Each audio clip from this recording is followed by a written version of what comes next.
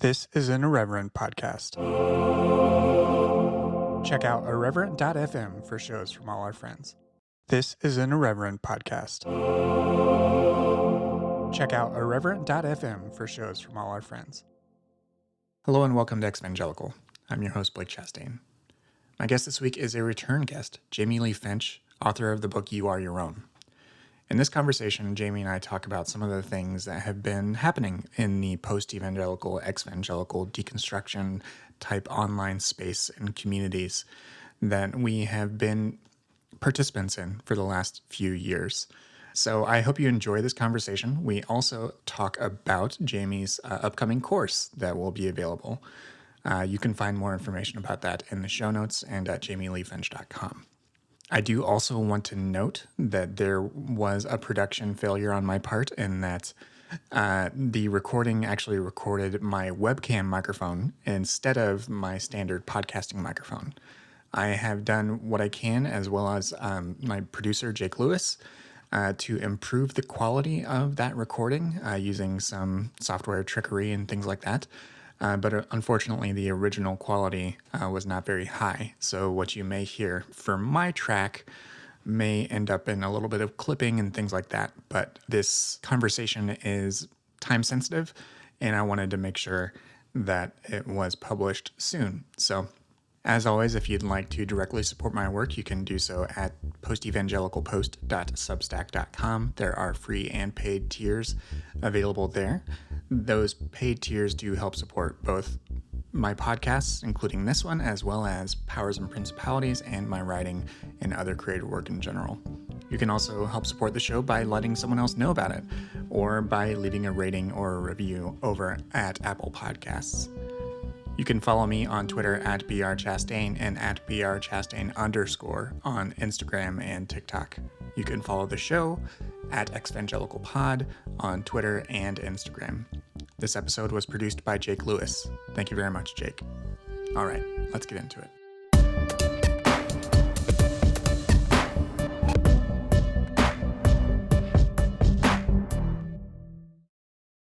Hi, everybody, and welcome back to Exvangelical. Today, I'm joined by Jamie Lee Finch, author of You Are Your Own. Jamie, welcome back to the show. Hi, Blake. Hi. Hi. Glad we could talk. And I do actually want to set the stage for what we're going to talk about today. Over the past week or so, there's been a bit of let's call it unrest in our part of the internet. There was a lot of dust kicked up by a course that was announced by Josh Harris. Mm-hmm. This was a deconstruction course that he was offering for $275 or for free if you signed up with an email and gave a code. Mm-hmm. There was a lot of pushback fairly immediately because he is who he is. Mm-hmm. He wrote I Kissed Dignity Goodbye, and he was essentially marketing to people he harmed or helped harm. Mm-hmm. And to his credit, he took down the course quickly. Yeah. What's ensued since then has been a bit more complicated. Yeah. As the discourse has shifted, as it does, to something else entirely. The focus has moved on to somehow focus almost entirely on women, including women of color. Yes. And I want to fully acknowledge that Jamie and I are both white, which comes with all manner of white privileges that come with this conversation. And we also specifically come from white evangelicalism, mm-hmm. which has its own forms of white supremacy to divest from specifically. Mm-hmm. But we're still going to try and talk about why things like this happen, why these moments of drama happen, and why these cycles of commentary occur. My hope is that we can talk about what's general to these types of conversations broadly in society and what's particular to these post-evangelical spaces and the sorts of traumas that are activated. In this case, there's been broader discussion about who should profit from their work and how, who needs or deserves defending, who has authority to speak on these matters, and the quote-unquote sense of belonging in a community. Mm. And all of these things are entangled in one another online, capital, reputation, community, and these things happen, but we're going to do our best to speak to it in this moment as two people who've been quote-unquote operating in this space for a while. Mm-hmm. So this is just one conversation among many you might hear about this, but with that long preamble in mind, Jamie, where do you think we should start? Oh God, great question. Well, one thing I want to say in that acknowledgement that I think is a very helpful and correct acknowledgement that we are two white people talking about this issue, this pattern that we keep seeing that tends to repeat itself over and over and over that disproportionately impacts people of color and other marginalized identities. Um, One thing that I actually think is important just to name about that is as I've been reading more about anger from people like Brittany Cooper, who wrote Eloquent Rage, who's a Black woman, and the book Good and Mad by Rebecca Traister, who's a white woman. I have been noticing this theme. And then with what happened, in this past week and what I experienced and what I noticed some other people, predominantly women of color experiencing, is that what you just named, like the fallback of things like this tend to, or like the lash out from situations like this tend to disproportionately affect women of color more than anyone else.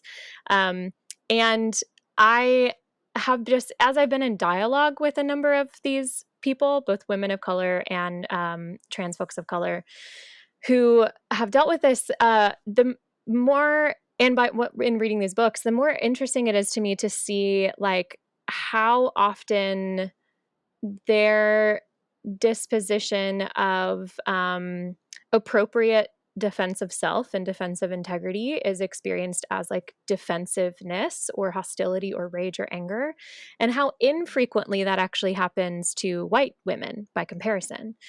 So I'm finding myself in this space recently where what I've experienced over this past week, which has been, you know, this feeling of what I've noticed is this kind of like reception of my own defense of my, because I mean, the irony here is Joshua Harris decided to release a course the same time I'm promoting a course that I've released, which Sure. was frustrating. Yeah, which is just Yeah, which kind of roped my credibility into the questions of his credibility. And in my defense of self and integrity, I was noticing a lot of those same disparaging characteristics of me being vengeful, of me being full of rage, full of anger.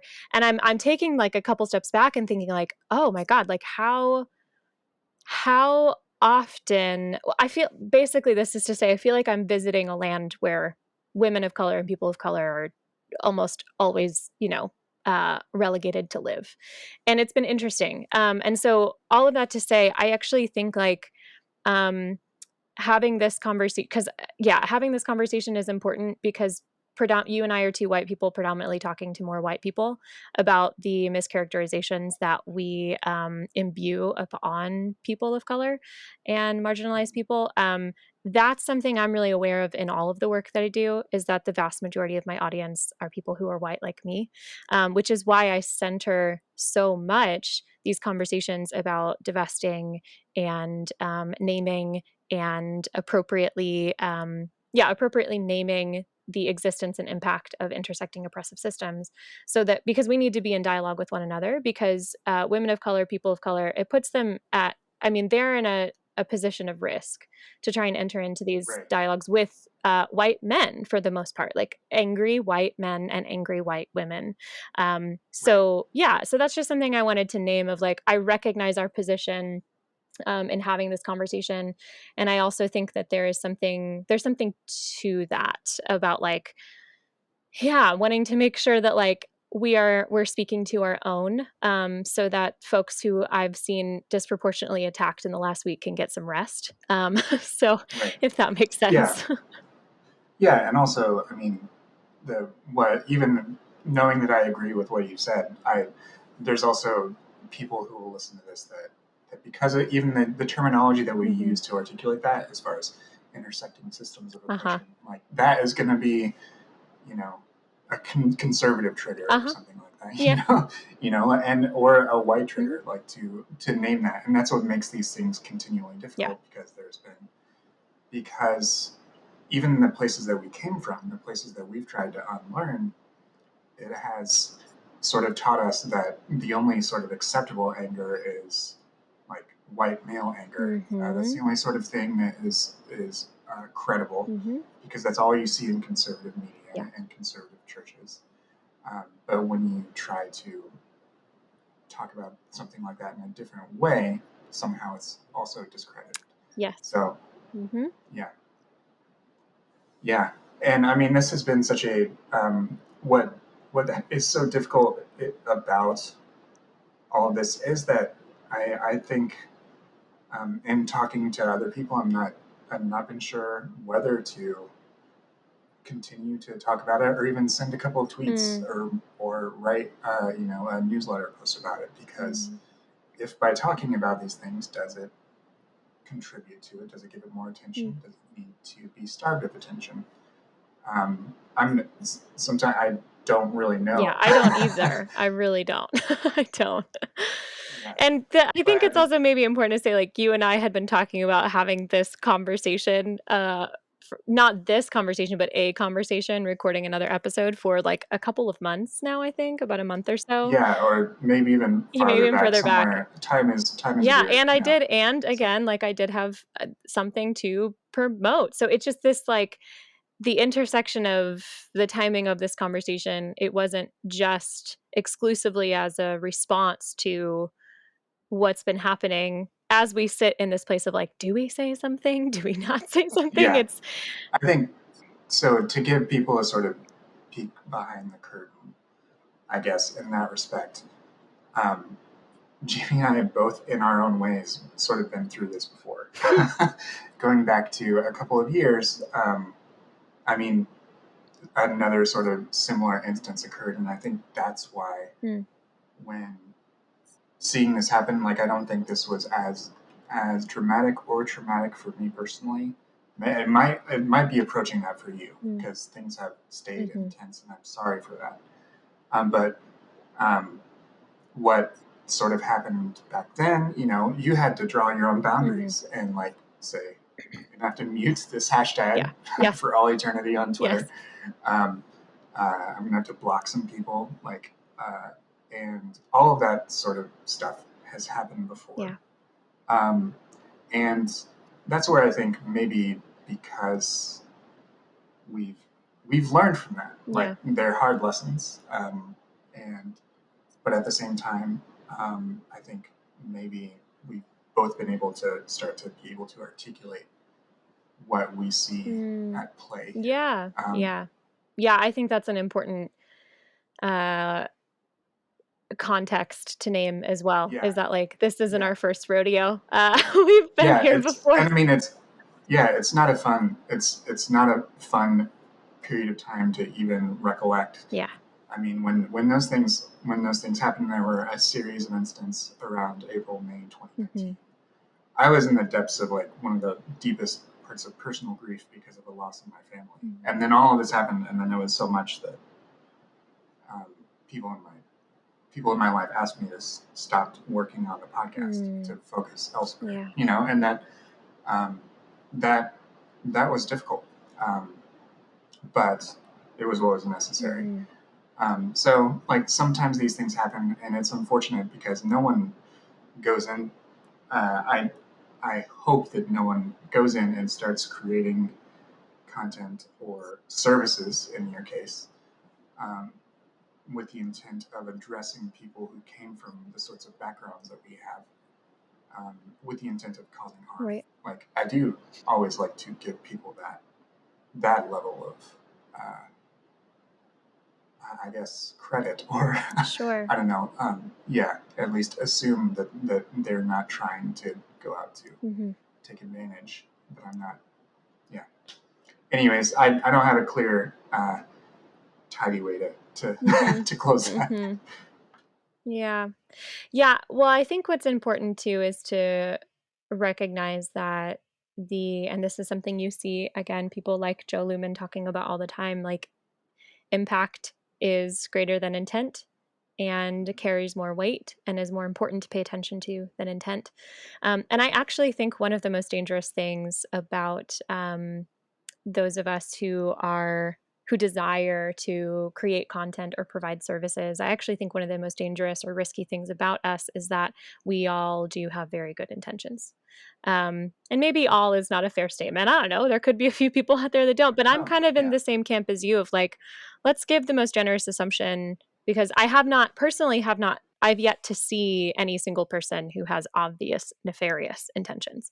But that's why this thing with Joshua Harris rubbed me the wrong way so much, is because this is someone who, as an individual and also as a representative of a group of people from not only like the same demographic background, but also like, previously occupying positions of authority and influence within evangelicalism. Um, he himself and the, let's say, group he represents, let's put it that way, generally have very good intentions. And that's actually the problem, is they have no idea and largely are not interested in learning about how much harm their good intentions are causing and have caused. And this is what I think was so frustrating for so many people who rightfully, um, I'll say rightfully and understandably reacted to his offering, was saying, this feels like this offering of you saying, let me help you again, feels like you have not fully understood the impact of the harm the first time, the impact of the harm you created the first time you had the best of intentions to help people. Like, and so I think that's something that, came up in some of the dialogue, where there were some people asking these questions about grace and forgiveness, and you know which was interesting. And I, my response to one of those was, I don't want Joshua Harris to suffer. I really want him to find another job. Like, this is this question of, are we kicking someone out of the deconstruction post-evangelical community? No. We're asking someone to take a seat for a little while. And what I think is very frustrating is that I was seeing things I did not really anticipate that I was going to see. And I feel like a lot of us saw this, of predominantly white men and white women who were coming to the defense without really hearing these valid criticisms from the vast majority of the people criticizing and putting up these criticisms were marginalized people with marginalized identities living in marginalized bodies, like, who were saying, once again, we're here. This is cyclical. We're doing this thing again, where we're giving a well intentioned white man who previously held power and influence and privilege, we're giving him more power and influence and privilege by saying, I'm sure he's just a nice guy. We're not Yeah, interested in and some cutting. people have pointed out that he's biracial. I made that. Yes, that is fair. That's a great point. But Yeah. it's also necessary to understand, like, the white passing privilege, Mhm. and that functionally, when it comes to whiteness, being white passing, it is not identical to being a white person, but it puts you in proximity to the position of power, which is really what a lot of people were attempting to talk about in that. So yeah, you're right. It's Right. wrong to call Yes. him a white man, but he has white passing privilege, and that needs to be part of the discussion too. Mhm. And so I think, like, there was just this frustration of folks who, and myself included, who I felt like what I was trying to say was, and what I saw so many other people saying, was being mischaracterized as if we were asking for Joshua Harris to be canceled, or desiring for Joshua Harris to be punished, or deeply wanting Joshua Harris to suffer. I can't speak for anyone else. I don't know how other people feel. I don't feel that way. I don't want any of those things to happen to him. I want him to take some time and figure out why there is this it's seeming rush within him, this deep desire to commodify um his own learning, or like the things that he is, like the processes that he's going through. And again, I don't think he's trying to take advantage of anyone. I think that is well intentioned, and I think that he needs to investigate why this idea of, well, I'm sure you just have the best of intentions and you just want to help, how that ends up being so damaging and so problematic in so many situations. And as Right. evidenced by the offering of this course itself, I do not believe that he has done that work. And that's what a lot of other people are saying too, is by the fact that this course exists, you are offering it at all, is a testament to the fact that it does not seem like you've done that work to investigate that part of yourself. Right. Yeah, and I think that's fair, and I think even he acknowledged that that Yes. was fair, Yeah. and like to your point uh, in regards to whether it's not as if there is a governing body of exvangelical well-known Instagram accounts or Hmm. celebrities, or like a governing body of Right. post-evangelicals, or whatever term you want to use. because I mean, I've tried to be very nuanced in my understanding of how that term is used, how like people's relationship to it. It understandably changes over time. Those are things that I think are completely fluid, but I don't think necessarily um, what anyone, including yourself or Joe or Robin or anyone else who was giving him public feedback or private feedback was doing was saying you can't, you You no can't longer sit with this. belong. Like yeah, like it never there actually wasn't that indication, but Right. that became conflated at some point. Yes. That saying that there was a difference between community or belonging and taking on like literally like I can't help but think of some examples from church just because that's where I've lived so much of Yeah. my life, you know, like um, but even not using those references, what what he's gone through personally, I do not like. That is his absolutely his burden, and he will have to find a way to work through that. Yeah. But and that is his work, as all of us have our own sort of work and growth to do in life. But the offering of this particular product is what set people off, and he responded to that feedback, and but what we're seeing over time is how this initial criticism has now moved on to okay, who can speak in this Right. space, who should speak in this space. If this one person can't in this one particular context, um, what happens when someone else has something that they want to exchange money for Right. because they've poured time and resources into it, and like we don't have free housing yet, we don't have Right. basic income, we don't have free Yeah. healthcare. Yeah. Yeah. These are the sorts of things that are the underlying problems we're not talking about. Yes. Um, that like a while ago, I posted on Twitter like how many pastors would be more honest with their churches if they had basic income or free healthcare. Yeah. Like Yeah. Of course. how many of them would challenge their own people in a place of financial security. Yeah. um, so yeah, that is what's I think hard is distinguishing community from an overall sort of culture, as well as from those two things from followings, because Sure. that's another mechanism of social media. Mm-hmm. So, what are your thoughts? That's a lot of rambling. Yeah, I think this is something that, when you and I were discussing the other day, like, should we have this conversation now? If we do, how do we want to navigate it? Where do we want our focus to be? I think what we zeroed in on is this kind of fundamental question of like, this feels cyclical. Why is it happening? And particularly, why are we finding ourselves, or why, I'll just, speak very candidly, like, why did we just find ourselves in a position where other people, and I am talking about me in this instance, like other people who have things to offer, are being conflated falsely. There's a false equivalency there with like, oh, well, this dude wanted to offer something and he didn't appear qualified to do so. So anyone wanting to offer something must not be qualified to do so. And I think this is where it gets really complicated and really, yeah, really confusing, really convoluted.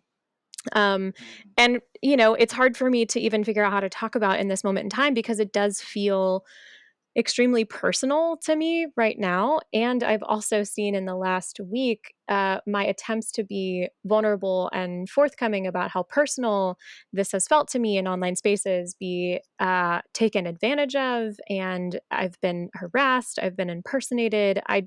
Someone literally characterized the people's support of me on Twitter as demonic. Like it's been a very bizarre week to see this. So I notice within myself, I actually have a hard time even talking about the impact of this upon me right now because of how many people have been just disparaging about me centering myself in this. But like, I got to be really honest. Like, I re- I'm in the middle of releasing a course. This was really frustrating for me. Like, this was I feel really upset about this. I worked so hard on this project. If this thing doesn't sell, I'm in extreme financial trouble because I spent $50,000 creating it. Like, I have to sell this thing. I have to talk about it. And now I'm in this position where watching people create this false equivalency of don't sell things, don't offer things, don't claim yourself to be a guide or a leader or a guru, like none of those three things I've ever claimed myself to be. Like this, it feels very complicated. I'm trying to figure out how to continue to talk about the thing I desperately need to talk about for the next, like week of my life in order to not go broke. But also trying to figure out like, how do I do this in a way where people aren't continuing to be reactionary in my direction because they think I'm trying to sell a false bill of goods? And this is the thing that makes me so angry as a woman who repeatedly over and over and over, both when I was in the evangelical world and since coming out of it, where my labor has been taken advantage of and my efforts have been overshadowed by far less effort, far less integrity, that either, when the efforts with less integrity have been accepted and received, mine goes unnoticed, or I'll say ours as women goes unnoticed, or when the efforts with far less integrity, far less thoughtfulness, and far less risk and vulnerability involved get rejected, ours do too, wholesale. They're roped in, they get rejected too. So I am angry. And there were so many people in online spaces who were trying to characterize my anger as an insecurity or as some sort of, you're activated, you should walk away and calm down. I'm like, you're damn right I'm fucking activated, not only because I've been here before, as you acknowledged before, where my credibility, my integrity was called into question by people who did no research at all whatsoever. And then I watched that narrative spin out online and I watched people believe it without having any information to back it up. And I get panicked because my livelihood is attached to people believing that I'm doing something I'm legitimately trained to do. And for whatever reason, this conversation about Joshua Harris is not equipped and qualified to be in this position to do this thing got falsely equated to me not being equipped and trained and allowed to do this thing that, y'all, I didn't just get here. I've been doing this for 5 years. I just released a course. I just made this offering, but I've been doing this job relatively quietly behind the scenes for 5 years. And, in talking to Joe Lumen, like, she's got offerings that she's offered before that she's going to be gearing up to be offering again, and it's giving her pause. This like, oh shit, what is going to be said about me? And this is my issue. And the only way, again, I feel very insecure about talking about it in a way where I'm talking about myself so much right now because of getting this feedback online, which is like really fucked with my brain. But the only way I know how to talk about this, I can't tell someone else's story here. I can use anecdotal examples. But the only way I know how to talk about this is to name a pattern that I am seeing happen and that has happened to me directly over and over and over. And this is what is so frustrating is like watching. Yes. So, I mean, I'm just, as we're having this conversation, I'm even looking at my screen with our why does this keep happening? Like, title for this conversation up top. And I'm like, that is a great question. That's the question I want us to anchor this conversation in is like, what is this pattern? What are we doing? Why do we keep doing this? And that feels very personal to me because it keeps happening to me. And even seeing people in online spaces again disparage my defensiveness and claim that that's some sort of character flaw, and I'm like, I am defensive because people keep saying things about me that are untrue and that are easily provably untrue, and then when I try and say this is untrue, I'm dismissed and not listened to. Yes, I'm defensive. Yes, I'm angry. Like, this is very frustrating. And so I'm not the only one who's defensive. I'm not the only one who's angry. Like, there's a lot of us who are angry. And to have watched over this past week that anger over this, I mean, again, in my opinion, injustice of this false equivalency and this like wholesale dismissal of anyone else doing any sort of work at all, that anger was being mischaracterized as bullying. And it was just it's been such a confusing experience. So I do have this depth of this question of why do we keep doing this to each other? What is that work behind the scenes in this I don't necessarily want to say community of people because I don't know if we can comfortably label it as a monolith, but like these like on, on adjacent online communities of people who are talking about Yeah, religious deconstruction, the post-evangelical experience. What is it that is creating this dynamic that I feel like we're repeating over and over and over. right. Yeah, and I mean, I think you're right on in that last point about it being multiple sort of overlapping communities, like whether it's like something that starts as a podcast and then develops into a community and in line with that podcast, whatever, or a Facebook group, whatever it might be. In the piece that I wrote and posted to Instagram, I posted a link to it. I didn't put the whole thing up there, but these are really new, Mhm. right? Like these are very, very new communities. They're still developing their culture. So we can have these sorts of dialogues, and that is one thing. I'm actually reading this book. I'll show it to the camera. Other people can't see. It's called The Social Photo on photography and social media, and it talks about how social media is and the way we use photographs and other types of communication on social media is more of a conversation.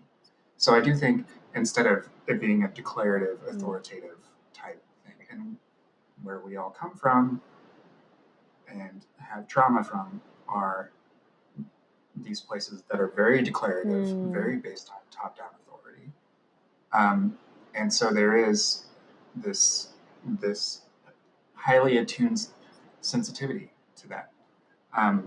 But at the same time, it's very difficult to say to combat something that also you come from a community that believed in things like called not qualified, Yeah.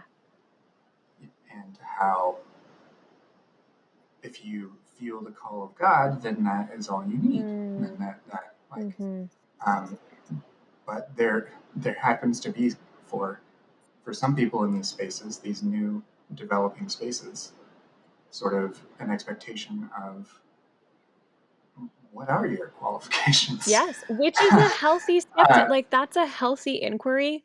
That's a healthy skepticism, but it's important to acknowledge the fact that that skepticism, that inquiry disproportionately every time because it is as healthy as it is rooted in a Western supremacist ideology. sure, Disproportionately every time it calls into question the credentials and qualifications and legitimate equipment of women and people of color more than it ever will a white man. And so right, there has to be this nuance to, yes, we do want to make sure that people are trained to be safe facilitators and legitimate facilitators. Like I'm a coach. Listen, it's terrifying to me that you can just go online and, pay enough money for I mean, I've never really looked. I've heard people say this and I've seen examples of this, so I don't know all the details of it, but there are easy ways. Let's put it this way. Terrifyingly easy ways for people to claim the title of coach. That terrifies me.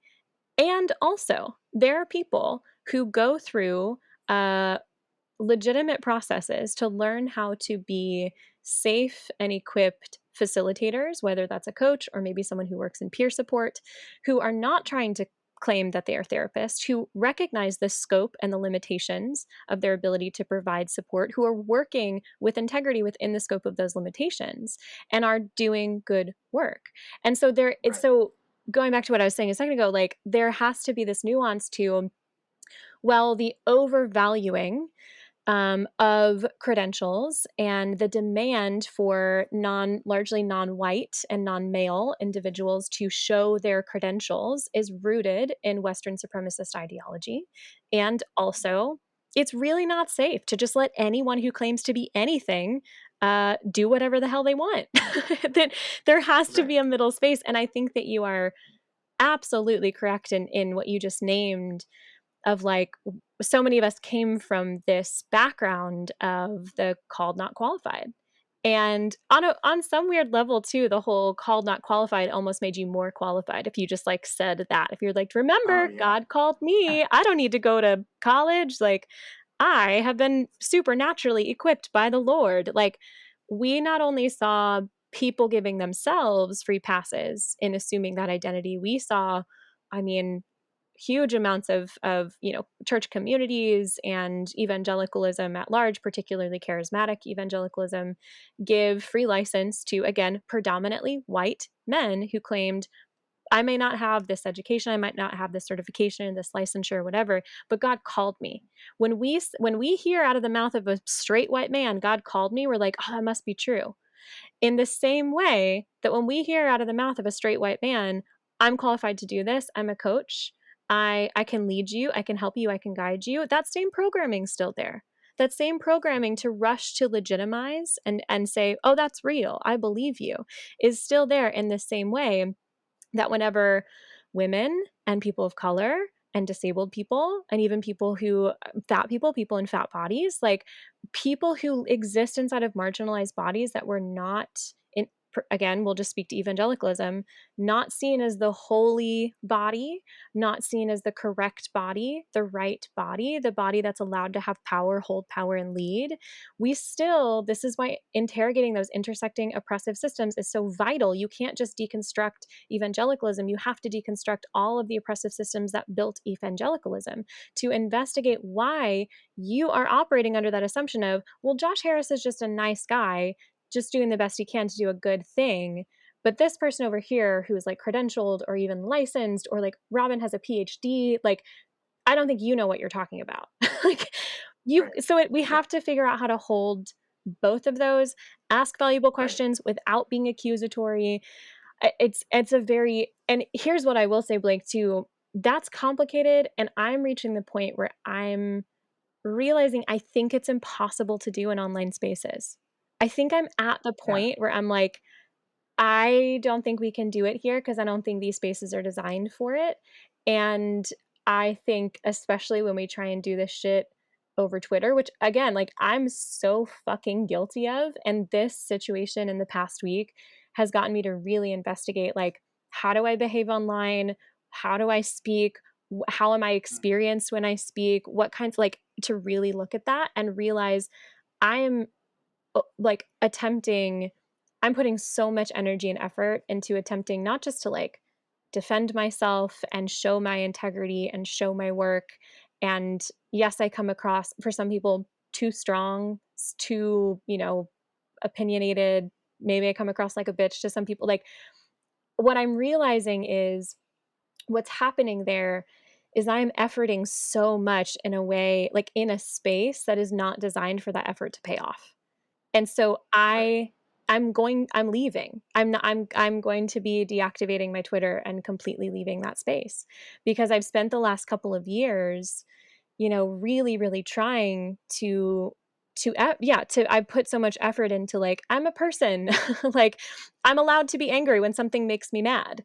I'm allowed to Mm. defend someone when I believe their credibility. Like these things that we do in normal human spaces of discourse when we're face to Right. face with one another, it keeps continually being misunderstood in online spaces. And the more I try and clear it up, the more I try and be like, no, no, no, no, no, this is what I meant. It just gets worse. And that's causing me so much distress. And I'm like, I don't actually Yeah. think it's anybody's fault. I don't think it's the fault of a person who misunderstands me or has an idea of me in their mind. I actually am no longer in the position where I think it's their fault. I'm not blaming them.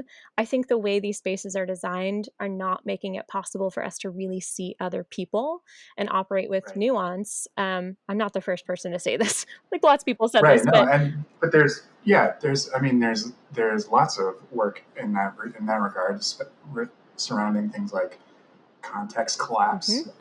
This idea that we are only reacting to the tweet or post that we have in front of us. Mm, We can't even like there's not enough in front of you to be able uh, to judge someone's credentials, like unless they articulate them in every In goddamn every post. single thing Yeah. they say. Yes. And so I mean that can make it really hard to do things in online spaces. And like um, for me it's and there's something too, like some platforms just aren't suitable for to people's makeups. Like I have a hard time Mm-hmm. with Instagram Mm, because of my own sort of self-image, and it's so image based, and I think in words, and I love mm, reading. Like, and so even with all the shit that can happen on Twitter, like a lot of times I still gravitate there yes.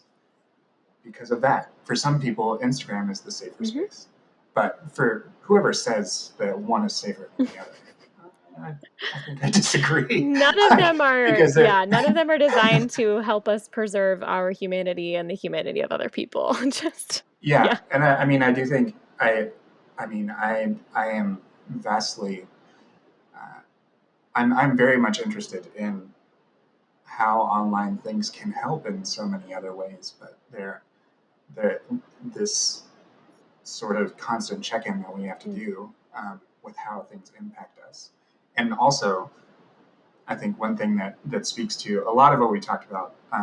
It's not built entirely on everything you just said just now, but all these things that we experience,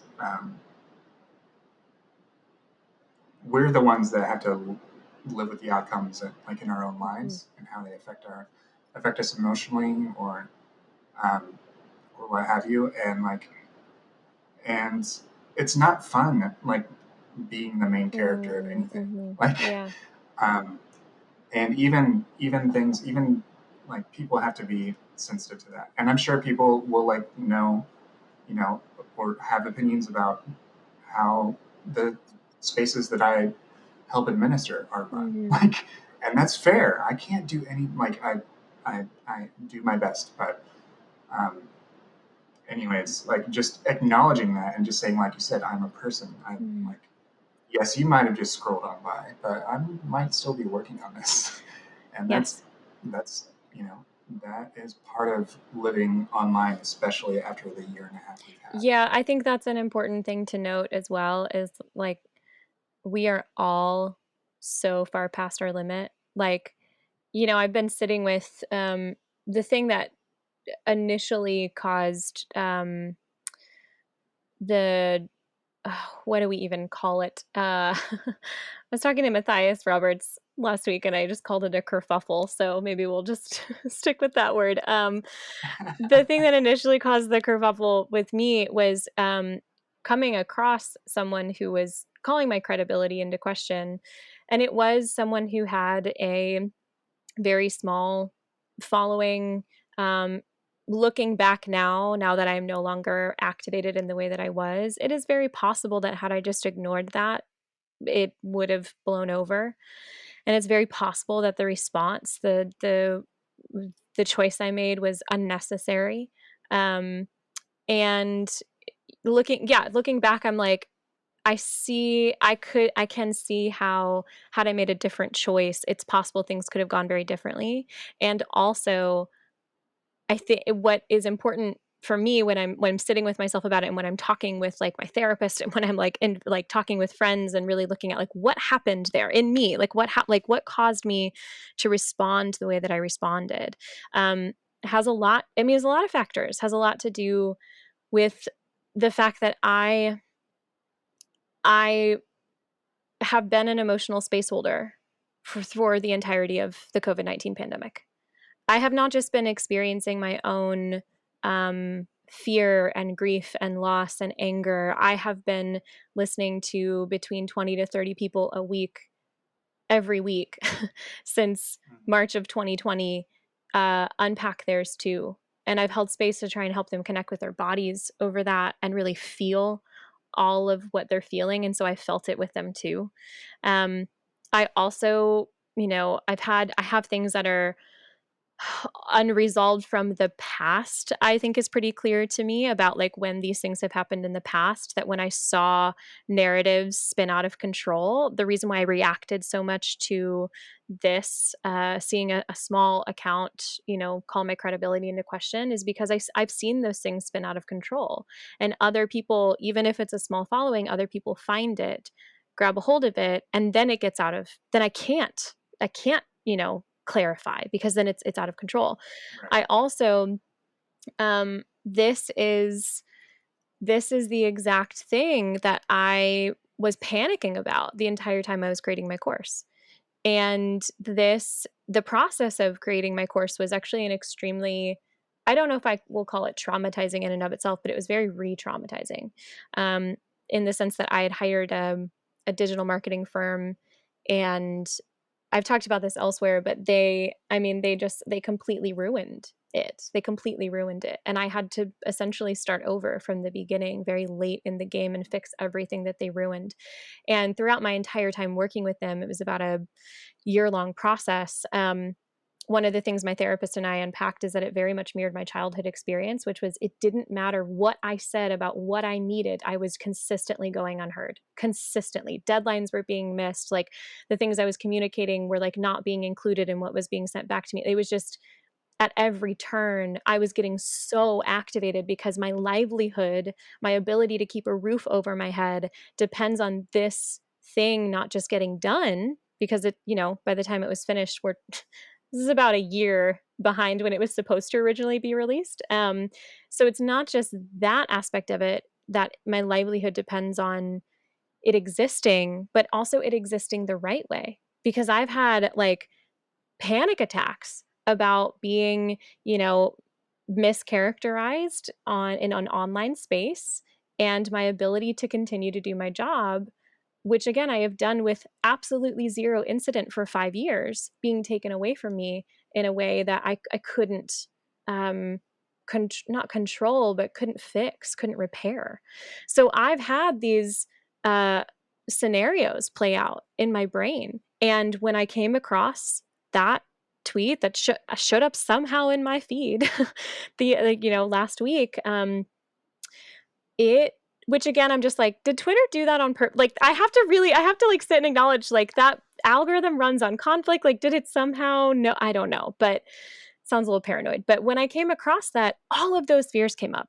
All of those fears, all the activation of like, I'm not going to be able to release this. Like, this isn't going to work. Like, I've spent so much money. I'm literally going to go bankrupt. Like, this, I knew it. I knew this wouldn't work. I knew this wouldn't like, all of that shit came up, because not just because that's hard to feel and deal with, but also because we're all, like I said, like myself included, we're so we're so past our limit over what this past year and a half has done to us, that I reacted and responded because I was like, I have to survive. And looking back again, I'm like, yeah, I can definitely see where it's possible that had I just not said anything and let that go, my fear wouldn't have been realized. It wouldn't have gained traction. That wouldn't have, but I also, there's no way that I can know that part either. So it just, I'm looking at this situation and the things that have snowballed since this situation from this place of like, okay, I'm clearly very activated. Why am I activated? What do I need to do about the fact that I am admittedly very activated about this? What decisions have I made in the past week that, next time I'm in a similar situation, I can notice it for what it is and make a different decision? And also at the same time, I don't necessarily regret any of the ways that I did respond or the choices I made, because again, so much of this is rooted in this deep like survival instinct. And I was telling a friend yesterday, I was like, I didn't just make all this up. I've been here before. Like, this isn't just like paranoia all in my head. I've been here before.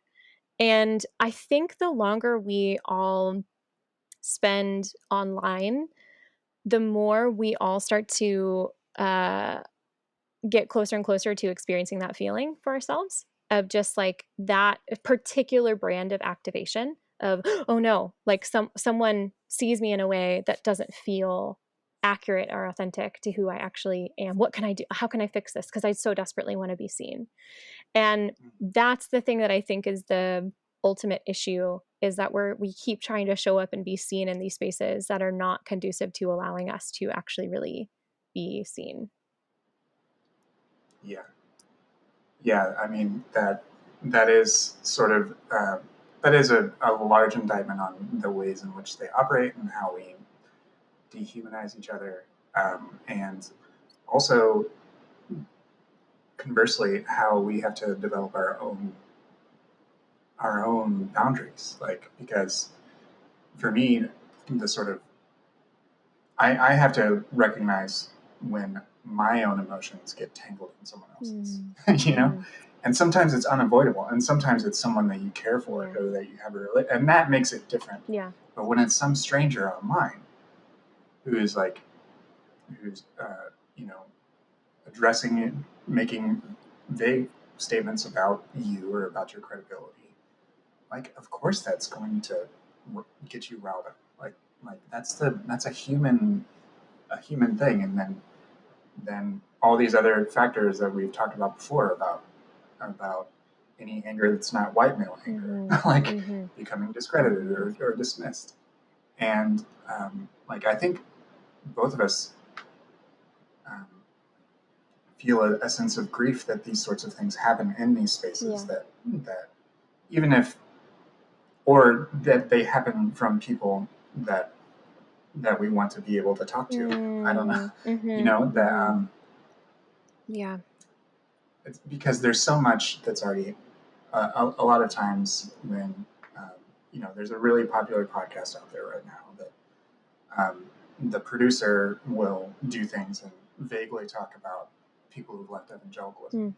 And then all these people who left out, whether they call themselves exvangelicals in their profile or whatever else, give him some harsh feedback online. But he deliberately invokes that sort of trauma in order to goose his numbers.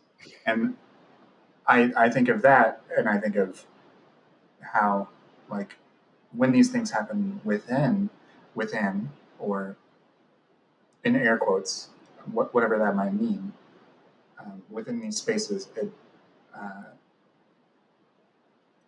it it's discouraging because there's so much that that we're trying to address in our own ways. And when I'm optimistic, uh, when I'm really hoping to, you know, move conversations in a different way, um, I think it's great that there's all these things. But like, sometimes we also lose in with the intent of making sure that the people that we read or listen to are, I don't know, just right. Sometimes that becomes, it starts to eat itself. And I don't know, like, it's such a weird thing because we all come from these conservative places where everybody either falls in line and tolerates a lot of really shitty behavior and belief um, in conservative spaces and conservative media. Like, they're all just sort of unified in a way that like progressive spaces, some or places that are trying to be progressive, um, really struggle to do because they're always trying to make sure that everybody's on that same sort of page, even though we say that it's okay if we're not. I don't know. It's hard for me to articulate. But like, of course you were upset. Like, and of course you reacted in a human way, because that's like, 3 companies basically run media now. Like, yes, yes. And so, like, where are you gonna like you're gonna post on Instagram, you're gonna post on Twitter, you're gonna maybe post on your own website. Like, I mean, that's the avenue for success. Right. And so, yes, that makes things super complicated and super hard and super personal. Yeah. Because we all have to be our own PR reps now too. Yeah, which is like, God, it's so It's such an unfortunate, unfortunate is a gentle word for it. It's so shitty. It's such, and like, this is the thing. It's hard for me to articulate too, because I just keep, the past few days, I just keep coming back to this place where I'm like, it feels like this bind that we've all gotten ourselves into, that I mean, I, at least, I don't know how to get myself out of, apart from just beginning to increasingly like divest from and stop participating in these spaces in this way. Because I don't, it really, yeah, it really just comes back to that question of, if I'm going to do this for a living, if my job is going to be public in some capacity, how do I preserve my personhood in the midst of having to almost sell? I don't want to sell myself as a product, because that's also not what I'm like. I'm trying to sell a specific methodology and a specific process as the kind of encapsulated product, so to speak. But it's not, and yeah, I came up with it, but it's not me. But in order to participate in these spaces, like, you kind of have to sell yourself. And so how do you sell, how do you preserve yourself as a person while being constantly experienced like a product in these spaces? And that also is something that I think that we are not, going back to what you mentioned before about, like, naming like the following, like a following is like seen and experienced as a really specific kind of currency in these spaces now. And there's this consistent false equivalency with a large following uh, being a position of like legitimate power. And I've been sitting with that, because that again was a critique in my situation from people. And so I've been sitting with that, of this idea that there is a power disparity because of my large following and this person's small following. And the more that I've talked to people who have large followings, but do not have access to power in many ways in real life, whether that's through, whether that's because of class or race or gender, or ability. Um, it's interesting that we've set up this kind of digital third, perpetual third space, and attached a really specific currency to it that actually has no weight or bearing to, or very little, I'll say, weight or bearing to the currency that allows us to, like you said, get all the things for ourselves that like are not given to us for free, just for existing, like healthcare and Right. food and Yeah. shelter. Um, Yeah. And social capital is not financial yes, capital. that's right. Like, My, also experiencing someone calling my pricing for my course into question, and doing some really bizarre math on what his assumption was that I must be making, and how that means I'm leveraging healing for financial gain. And I'm my response was like, dude, I live in a 1-bedroom apartment with like no like no central AC. Like, I don't, I like, I, this idea that a following, and I've said this before because it was so impactful to me when we talked about it. Andre Henry and I talked, like, I think towards the beginning of COVID, about how weird it is how often people like experience us, or like assume that we're rich because we have like large followings online, and that it's just this very, right. so all of this to say, when we're thinking about power and we're having these conversations about power as it relates to, like you said, like the difference between social capital and financial capital, sometimes there is an overlap for those. But what I have found to be true, at least in, I will speak to this space, I will speak to the post-evangelical religious deconstruction space. What I've found to be true is that more often than not, social capital and financial capital are not, like, there is not an overlap when it comes to this particular space. And something that, again, I understand the impulse, I absolutely understand the impulse to get your back up and your defenses up when you see someone with social capital, because there's this perception you have financial capital. I understand the response from people who might be lacking in both social and financial capital, and the stress, especially during COVID, the stress that the lack of financial capital puts people under. I understand the anger and the rage in the direction of people with access to resources, like legitimate access to resources, which is why I can understand this. It's, I'm not excusing it, but I can understand this rage in the direction of people with social capital.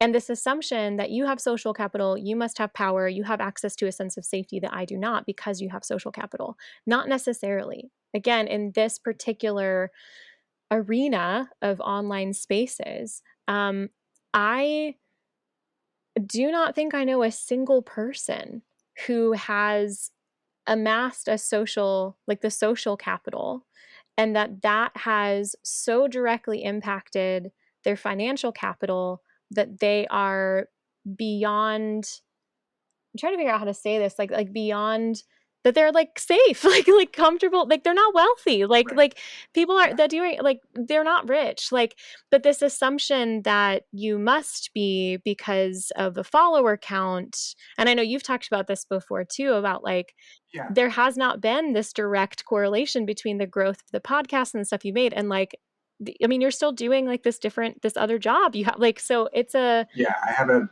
yeah, yeah. to speak to that, like, to speak to that for myself, I mean, I, for 5 years, like I started the hashtag, like, so that's cool and all. And like, and yes, I do get, when someone needs a comment from press, a lot of times they know to reach me.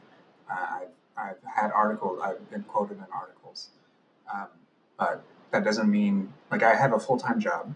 I've been doing this, and I've been trying to do it, the right way, and I've made mistakes and learned along the way. But at the same time, like, this course that was offered from four people, he made like a sixth of what I make Mm, from this directly, from direct support.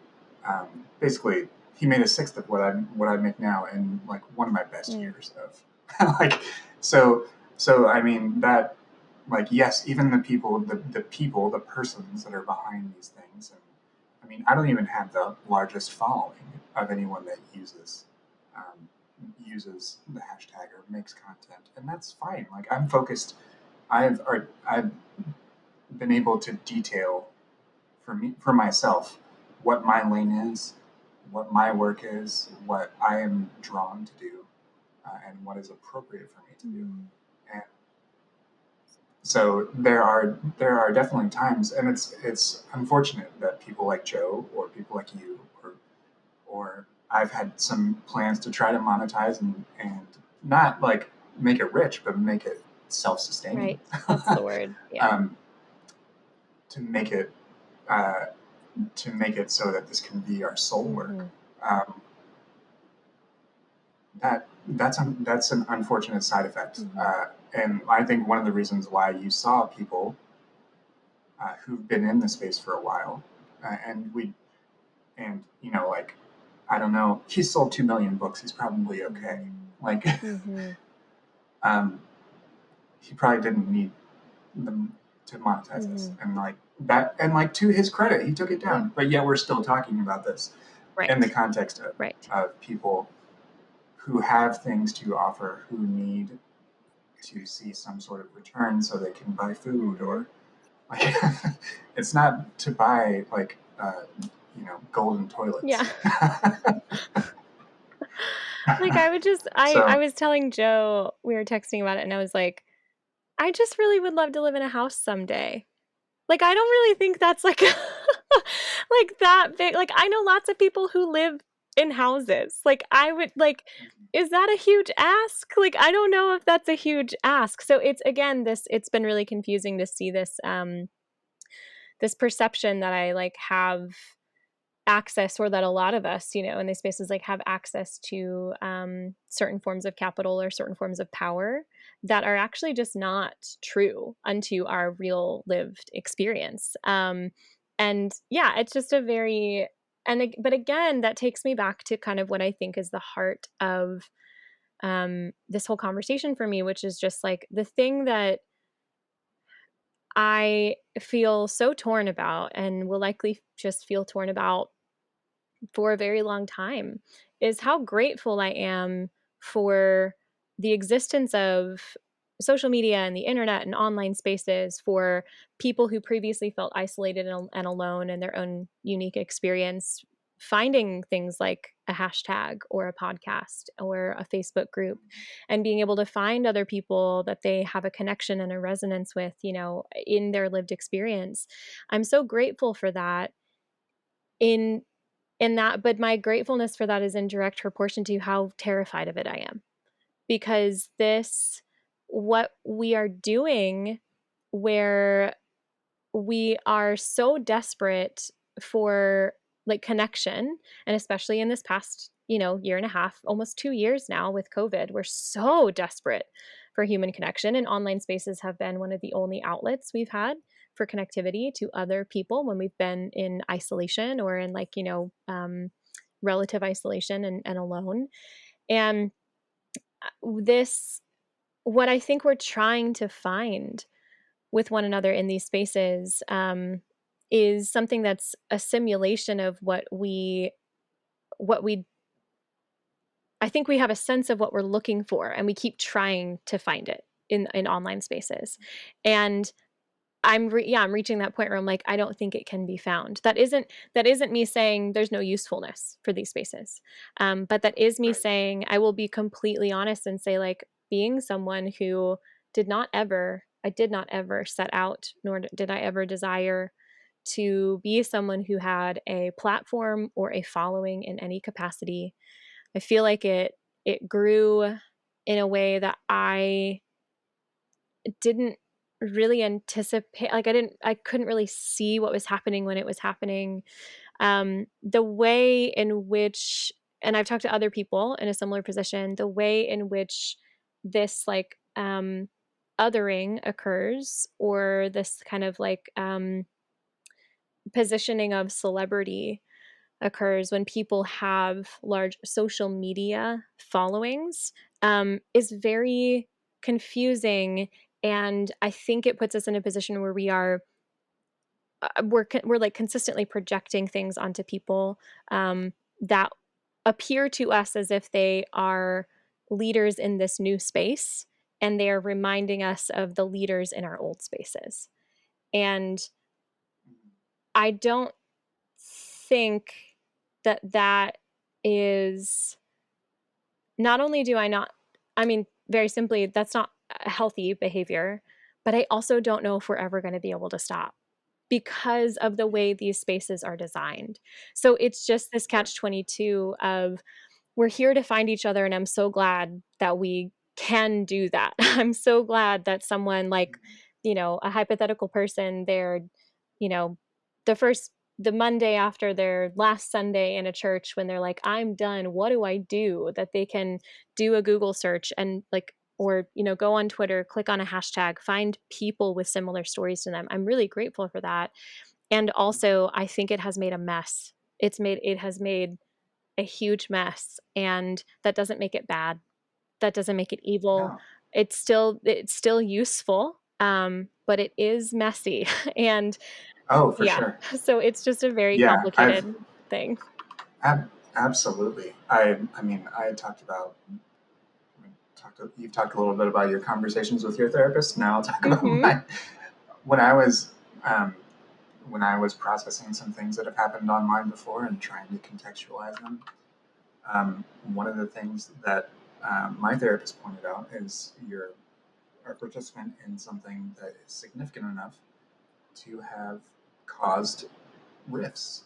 Like, and for as weird as that Wow. is, like, and for as sort of strange as that may sound, I think that does the speak to the sort of need of a lot of these things, and the fact that hashtags of all kinds, I've started describing them as constellations of hashtags. I So love like they're that. all sort of related. They're all related, and they all touch on things. And they're trying to speak to like the impact of white evangelicalism in the United States and the world, or of Christianity or whiteness. Like all of these things, they overlap and intersect in so many different ways. But I think there is a delicate balance of like understanding, um, maybe, and one of the things that we have to keep checking in with ourselves is how long a community is valuable to you personally, Wow. and how like and is that's a very different sort of perspective than a lot of us are brought up to think, oh, you're going to be in the church forever, Mm. like you Good are not going to point, change. Blake. Good point. You're not going to change, right? You're not like your beliefs aren't going to change. Your community is not going to change, and Wow. then you run headlong into real life. Wow. And then, like one of my friend Nathan Cleveland, I went to college with, he calls that, we were sold a false bill of goods. Like that's not real life. Yeah. Um, so, within that respect, we're actually learning that maybe some participation in community, um, for some of us, like when you have to disengage, you might need to move on, you might participate in a different way, Yeah. and like to have enough sort of I'll use it. You have enough grace to extend to yourself and to others, um, to be able to articulate that. Um, and I think these communities are just a very powerful, very personal, for me, microcosm of like all of those sorts of things. And like I'm reading this book called Technology and the Virtues Mm. by this really fascinating philosopher of technology and ethics, Shannon Valor. And so she's basically positing that we need to adopt some of our classical virtue ethics to a world that is so imbued and impacted by technology. Wow. And it's fascinating. And it's really informing how I see these things. But what I actually want to loop back to, because I know I'm touching on a lot of stuff, but what I want to loop back to you on is another thing that I think informs how so many people in these spaces react, and is that we were sort of taught by example, sometimes explicitly, that one person, usually someone that looks like me, one person was the authority on all things. Like just across the board, you go to this one person and they are the authority. But where different parts of society are moving is, okay, let's let the people that have direct experience in this speak the most authoritatively on this. You might be able to chime in every once in a while, but like but not everybody needs to talk about, like, let black people who've experienced white evangelical spaces talk about black people's experience in white evangelical spaces as an example. Yeah. Um, and I think that a lot of times is something that we run into in these kerfuffles or these like dust being kicked up is when people want to be like, wait. But then I'm just curious, like, even as a coach, this is, and to tie it to another conversation that I had with Kevin Garcia and Sarah, that was on this show. I asked both of them, because Sarah just left being a pastor and Kevin also has coaching services. And within that context, I asked them both, what do you think about the fact that like the pastor was always expected to do everything, but now we have things like coaches who can speak to particular parts of someone's life. Is it, are we sort of seeing the growing pains of moving to a different model? I think that is a really great way to put it. I actually think yes. And that when hearing you name it that way kind of makes me a bit more optimistic than I felt in the last few weeks. I really like that. Yeah, I think that's a great way to put it. I think like the decentralization of singular authority, so to speak, is, I think growing pains is a great is a great phrase for it, because you got to remember, I mean, this is the thing I'm always coming back to in the work I do with folks too, is like, you are undergoing a process of kind of, metaphorical, like unlearning of stuff that was deeply programmed into you in a way that you actually have no idea was programmed into you because it was just taught to you that this is the way the world is. So the assumption of the rightness and correctness of centralized authority is something that's in so many of our bodies and brains, without us even knowing it. So the moment we see something that's different than that, uh, unless we have done the work to think about what we're thinking about and investigate what our assumptions are, unless we're doing that work, the moment we see something that is alter to what was programmed into us, to what we were raised with, we're gonna react. We're gonna have this reaction to it, which I do think that's an interesting perspective to think about this, you know, criticism of coaches, peer support. I mean, if you let's remember really quick that I don't know about you, but for me in the evangelical spaces that I was in, even therapists were like, don't go to them. They're not safe. They're not good. Counselors, therapists, like pastor is the only one. The pastor or maybe sometimes a biblical counselor, which usually they also like don't really have training. Usually it's just like a pastor. They're the only ones you can go to. So within our previous paradigm, even therapy was discredited. Now, in our current paradigm, other methods and modalities of support are being discredited. And again, that isn't to say all coaches are safe. Just go see whoever you want. That's not what I'm saying. But I think what you just named is actually a really important perspective of this. Is I do think we are seeing the growing pains of this shift away from centralized authority, and it's got some people feeling really scared. And I totally understand that. And I think that it's a valid emotion. I think fear and concern and even like protection, a felt sense of, I want to make sure other people are safe. I want to make sure other people are protected. Like I've had actually a number of interactions with people in online spaces where they have been, let's say, critical of or accusatory of someone that I know who is doing, some form of, you know, facilitation work. And when I've interacted with them enough and we've been able to dialogue and they've gotten down to the core of what their criticism is rooted in, it's protection. They're scared. And the reason why they name that they're scared for people is because they are coming from a background you and I are also coming from where people were taken advantage of. People were mistreated by people who were unqualified but said, you are required to trust me. So I think that that's a really great perspective. And I think all the more reason for us to be, I mean, of course, this is what I'm going to say, but all the more reason for us to be like in touch with our bodies and really have a deeply rooted, instinctive and intuitive sense of, is this safe? Is it not safe? Is this person safe? Are they not safe? How do I feel when I'm in their presence? But that also combined with, what are this person's credentials? Do they have hundreds or thousands of hours that they've worked with previous people? If they do have those, what are the testimonials? What's the feedback from the people who've worked with them? Like anyone who is going to be a trustworthy facilitator is going to lead with those elements. They're going to lead with that. And like you said, not always, because I can't attach, by the way, I have 6,000 client hours to everything I tweet about my job. I mean, I could, but it would be weird if I attached a screenshot of their credentials displayed on my website to every single thing I ever put on Instagram. That's strange. So making sure that we know how to do our research.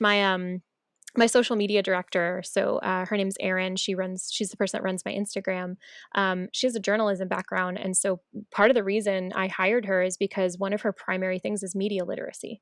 She's constantly talking about like making sure the ways in which we display what we're displaying supports people in the development of their own media literacy, and that's very in integrity for her and for me.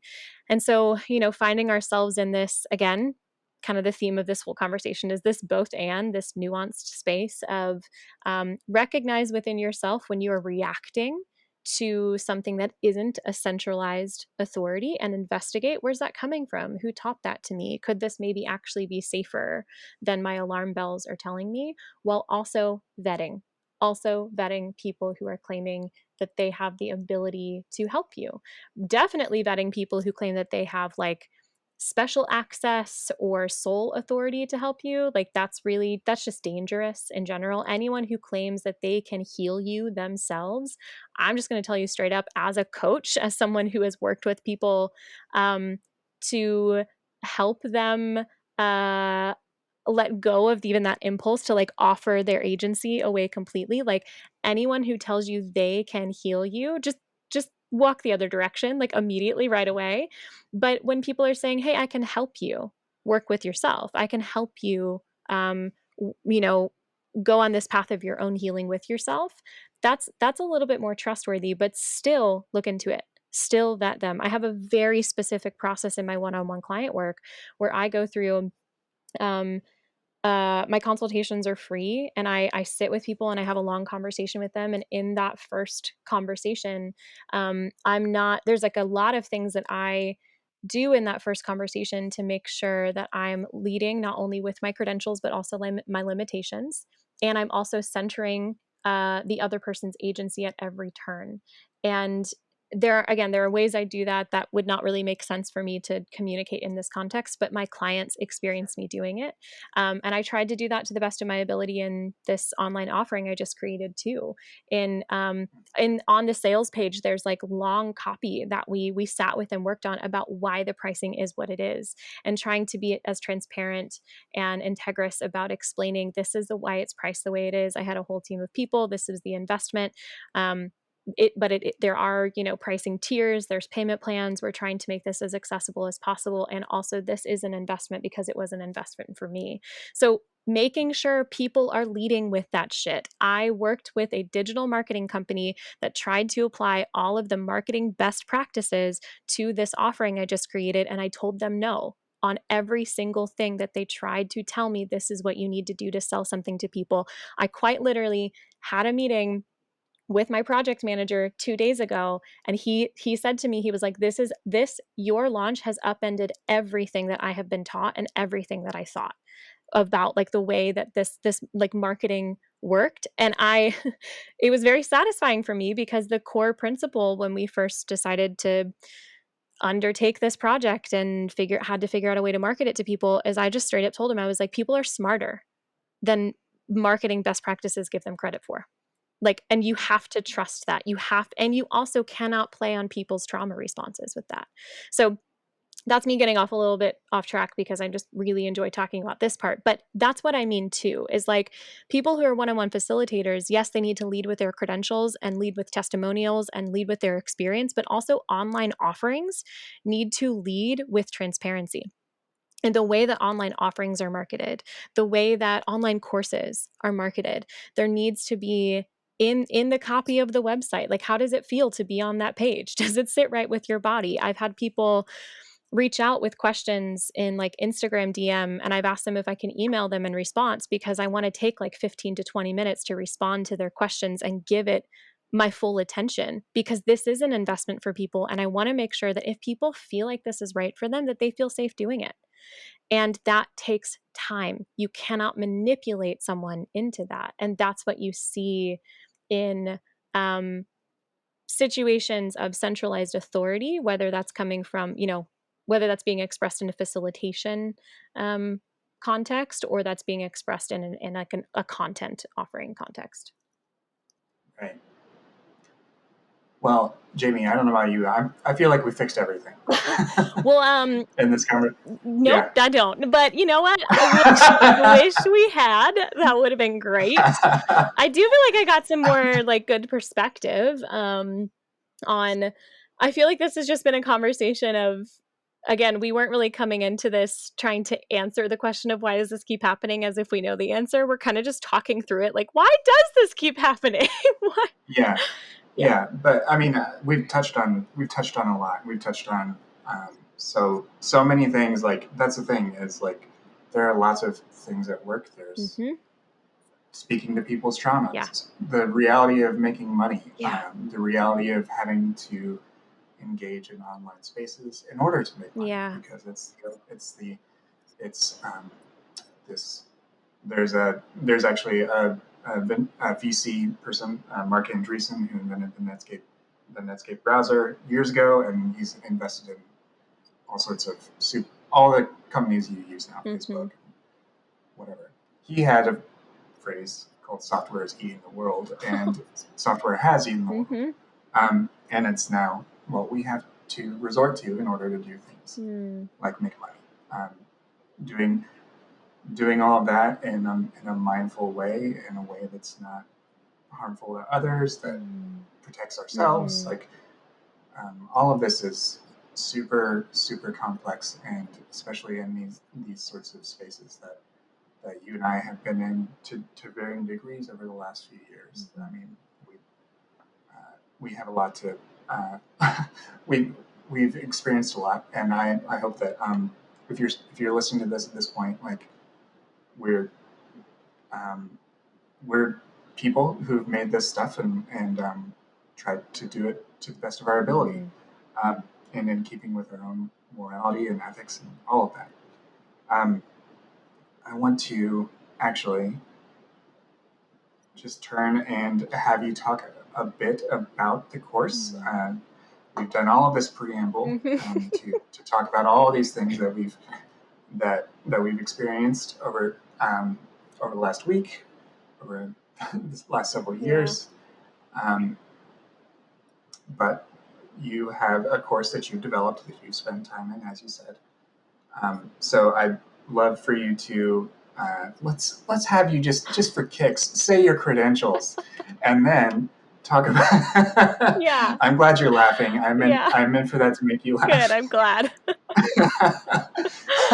Yeah. And then talk about what your course offering is, and why you've spent. I mean, we've talked about the limitations and all of these things regarding how hard it can be on everyone to be in online spaces.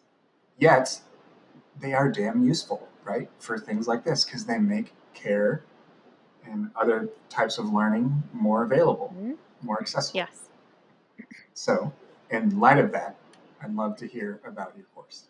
Thanks for asking.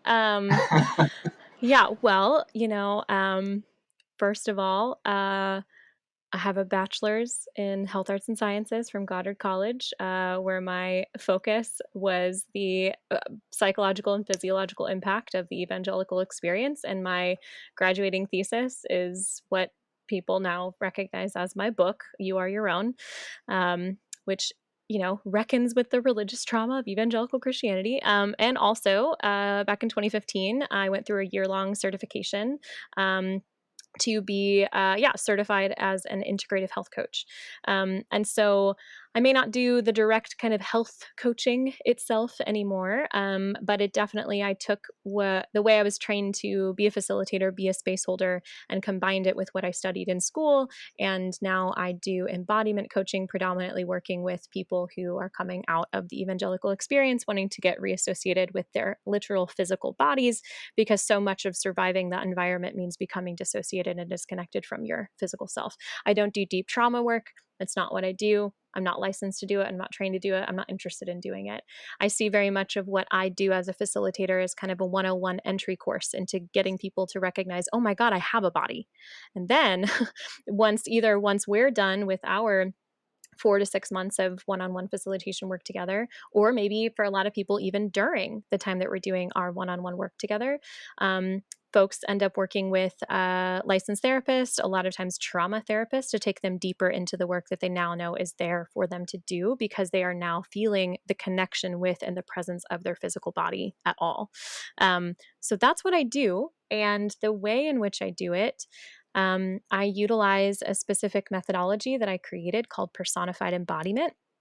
And it is essentially learning to refer to your physical body with the personified pronoun, like he, she, or they, instead of using the word it.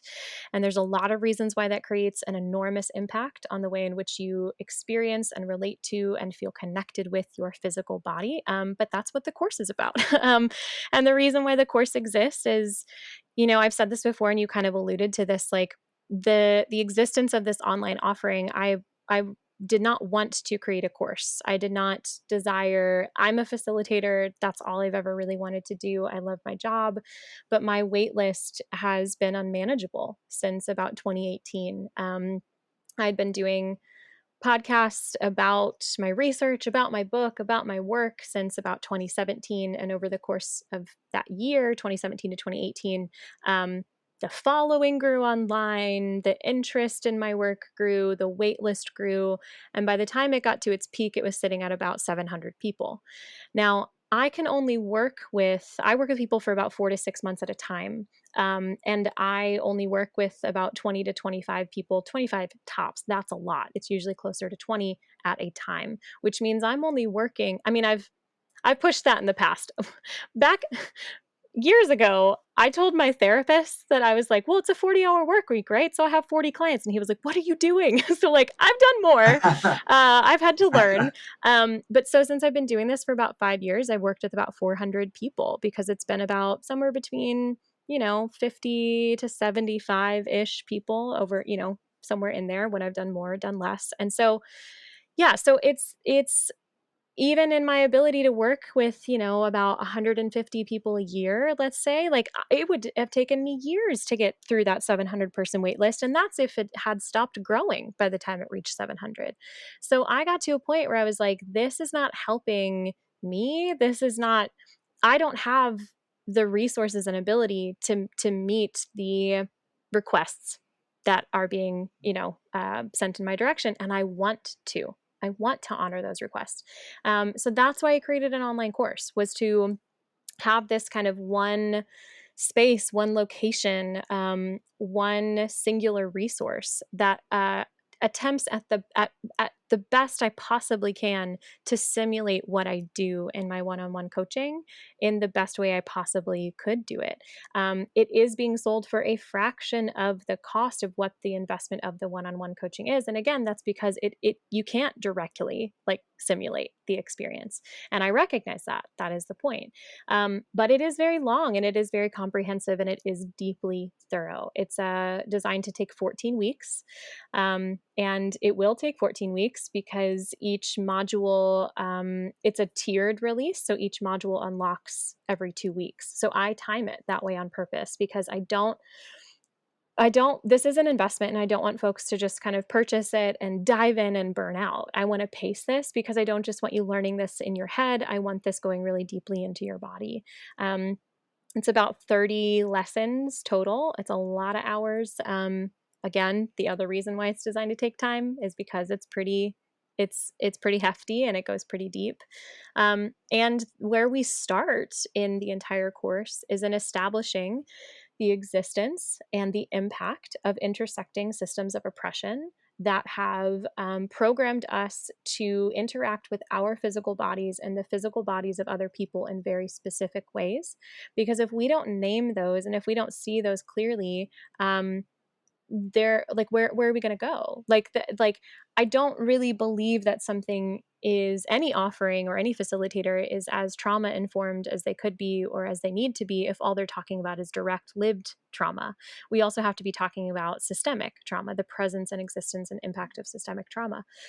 So that's one of the early modules of the course, is in making sure we're all on the same page about that and being brought up to speed about the impact on your relationship to your physical body that things like capitalism, white supremacy, patriarchy, authoritarian religion, ableism, and fat phobic diet culture have the way that those systems have impacted your perception of your physical body and other people's bodies.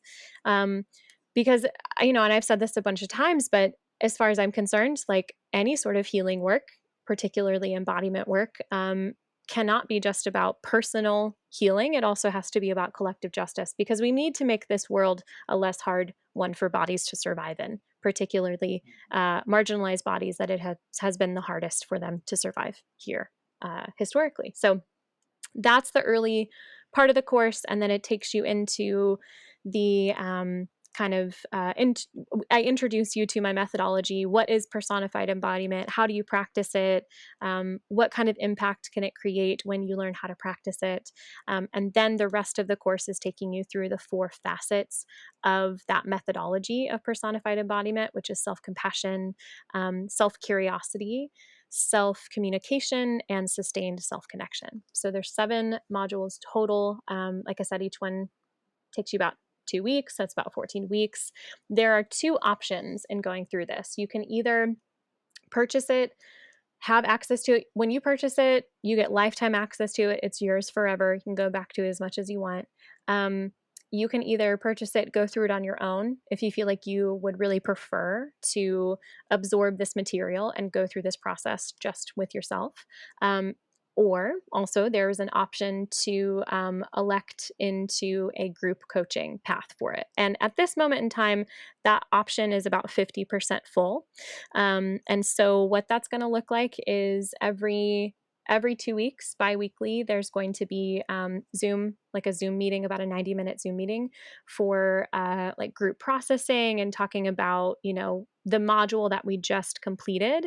What did this bring up for you? What did you notice in your body? What are you learning? And having a group discussion in in in that context, like from that place, facilitated by me. So again, it's not going to be one-on-one coaching like I've been doing for the past 5 years.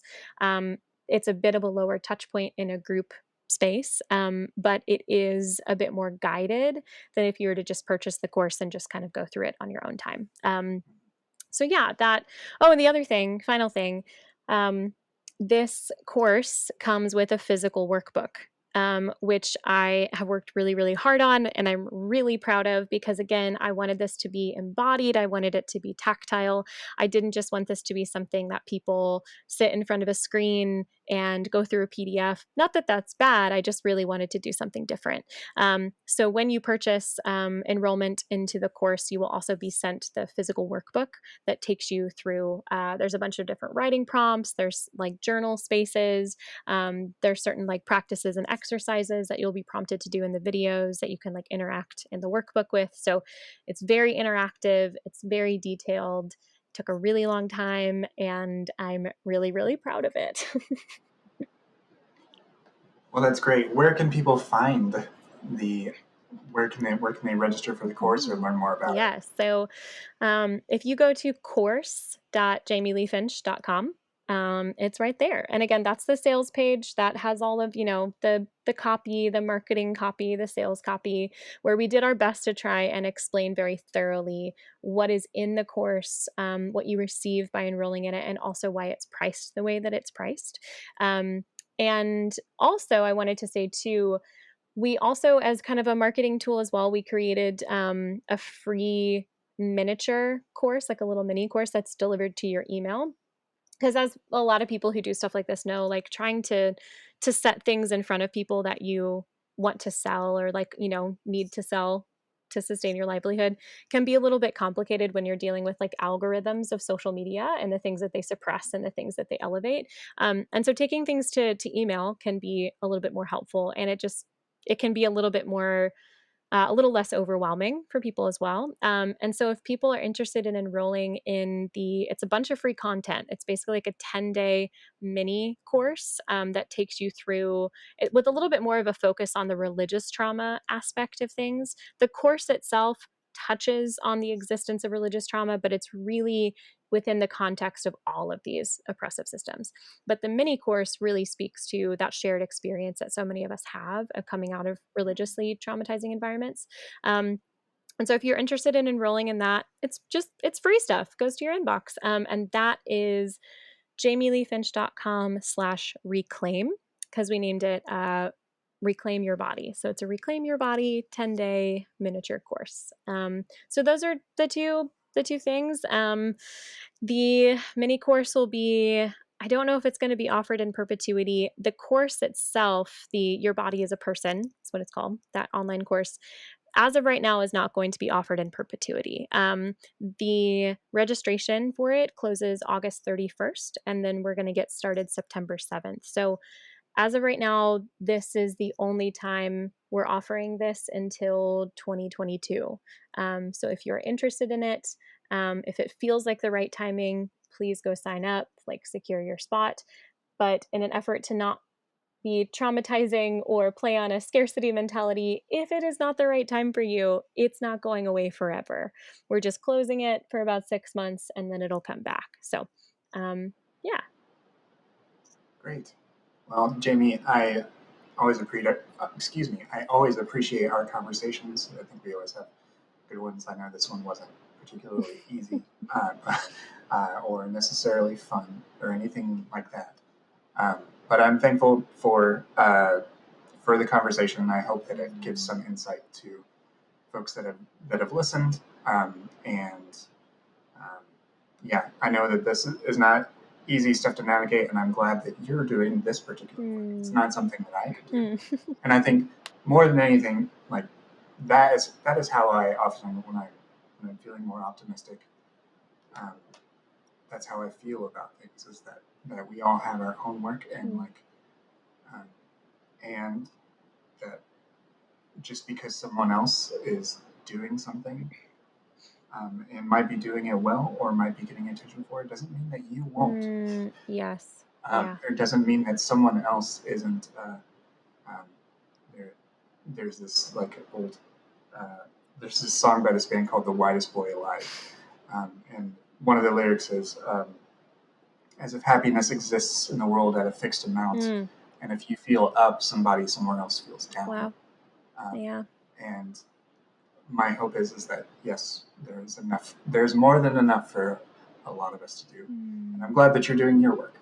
So, thank you, Blake. I really appreciate that, and I'm glad you are too. And I mean that in two ways. I'm glad that you are doing the work that you're doing, the professional work that you're doing, and I'm also glad that you're doing the internal, like inner work that you're doing. It was really encouraging to see um, the things that you were saying in the kind of immediate aftermath of the Joshua Harris kerfuffle, because it did feel very obvious to me that you have done some very deep inner work to investigate some of those internalized biases and kind of where your positionality is and access to privilege. And so I just wanted to say thank you for doing both your internal work and your external work because they're both very important.